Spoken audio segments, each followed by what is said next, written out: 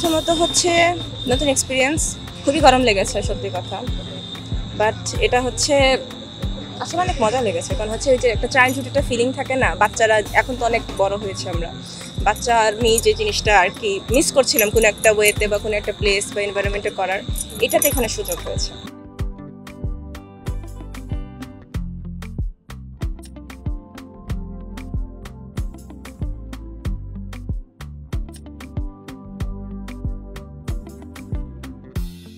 যে এই যে ম্যাডাম তো হিজাব পরা, বাই চান্স কোনো পিন বা আমার যদি চুড়ি ভেঙে যায়, ছিদ্র হয়ে যায়, তাহলে লা হাওলা ওয়ালা কুওয়াতা ইল্লা বিল্লাহ। হ্যাঁ, এক একটা ডিগবাজির সময় হচ্ছে আমরা একজন যাচ্ছি আর একজন হচ্ছে উপর দিয়ে আসছে, মানে ফ্রি। বাট খুব ভালো লাগছে। আমি তো নেক্সট টাইম আবার আসবো। হ্যাঁ, ম্যাডাম আসবে তো, ম্যাডাম আসলে আজকে কোনো প্ল্যান ছিল না, এখান দিয়ে যাচ্ছিলাম, দেন দেখলাম, চলে আসলাম। উঠার আগে ভাবছি অনেক ভয় লাগবে, বিকজ আমি পানিতে পা দিতেও অনেক ভয় লাগে যেখানে, তো সেখানে ভাবলাম আমি কেমনে এই পানিটার উপরে এতক্ষণ লং টাইম থাকবো। আমার মনে হচ্ছিল ভাইয়া যখন নিয়ে আসবে আইনেন না, আর একটু রাখেন। ওই যে বললাম পানিতে আমি পা দিতেও ভয় পাই।